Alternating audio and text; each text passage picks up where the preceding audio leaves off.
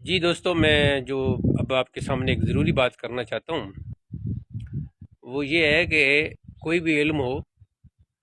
کسی چیز کا بھی علم ہو تو وہ مکمل طور پر حاصل کیا جاتا ہے۔ مثلا میڈیکل ہے تو میڈیکل آپ مکمل علم حاصل کریں گے، MBBS ڈاکٹر بنیں گے تو پھر آپ کسی بیماری پر بات کر سکتے ہیں، اور پھر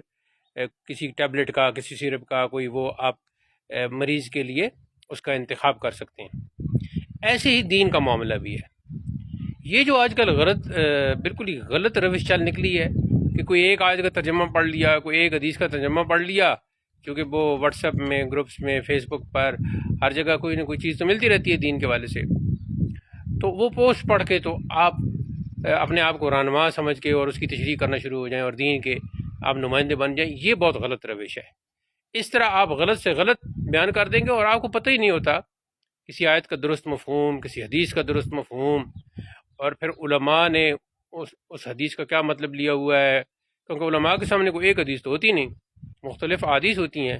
تو ان میں وہ تطبیق پیدا کر کے تو وہ مسائل فقہیہ اور شرعی احکام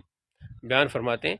اس لیے یہ چھوڑ دیں، خود سیکھیں، خود جہاں سے کوئی چیز ملتی ہے ضرور آپ پڑھیں، اور سمجھ نہیں آتی تو علماء سے اس کی تشریح کروائیں، توضیح کروائیں، ان سے رابطہ کریں، لیکن یہ بغیر دین کا علم حاصل کیے، بغیر باقاعدہ تعلیم حاصل کیے دین کی ٹھیکیدار بننے کی کوشش مت کریں، لوگوں کو گمراہ مت کریں۔